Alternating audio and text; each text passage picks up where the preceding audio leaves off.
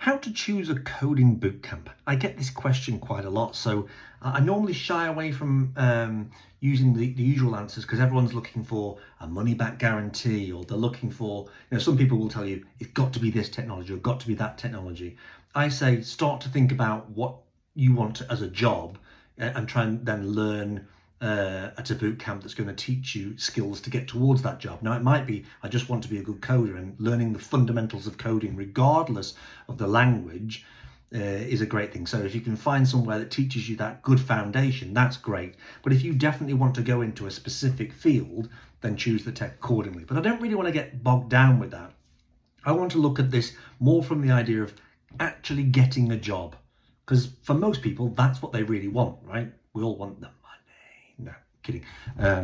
Money's important, but we want to land that first job in tech. We want to make this happen. We don't want to be going back to our old career, having spent a lot of money and not got anywhere. So I'll be asking them, what does their careers service look like? Now, this doesn't mean, I want people to stop being lazy about this.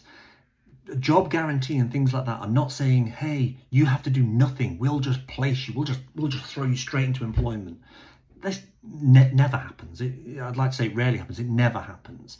You have to put in the work. But how are they going to support you? And just saying they have a careers service is not enough. How does that careers service work? What are they going to teach you? How are they going to help you? And then you need to realize that the work is going to fall on you. So you need to be supported in that. The next thing is, I would be asking them the question is, what is the biggest factor that's going to influence my outcome here? And they should know, if you don't do this, this and this, it's going to be difficult for you. If they just go, oh, just do the boot camp and it just happens, they're lying.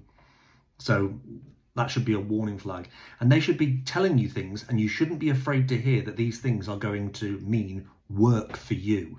But they're going to say, you need to do this, this and this to stand out. These are the differentiating factors. Now, next thing I would say, can you speak to people? And you want to speak to people at different levels. So you want to speak to someone who's been through the boot camp, got some success and got a job. And these are the people that are going to want to show you. But what I would do is when they send it to you, go and have a look at their LinkedIn profile. Go and have a look at all of their supporting evidence.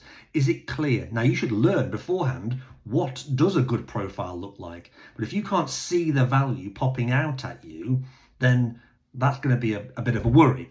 And so I'd speak to someone who's had some success. They'll happily show you these people. Then I'd say, okay, I want to speak to someone who's at the end of their course, but still in the course, still without that job. And how do those profiles compare? Can you see that this person is presenting themselves in the right way? Because that means their career service is working. They're showing their developers coming through and showing the growth as they went through all of that course, all of that project, showing that value.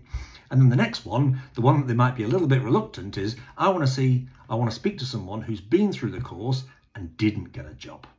And I want to speak to them and say, why didn't this happen for you? Now, you're going to get a lot of people who went on the course, did nothing.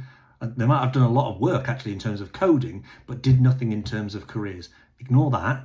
But you need to be looking at their profile. Is their profile showing you that they have been proactive through the course? Can you see the value? And often you'll find a discrepancy. You'll see the person who was successful had a good profile, and the person that wasn't usually doesn't have a great profile. So you can then see it's going to be on you to do it, but you need to see that difference. So yeah, spend some time looking at people's LinkedIn profiles, looking at their portfolio websites, looking at their side projects. Are they documenting their journey? Are they showcasing what they're doing?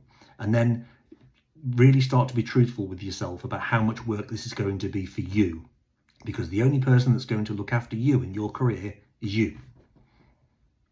Sorry. Anyway, hope that's of value to you. I'll see you in the next one. Take it easy.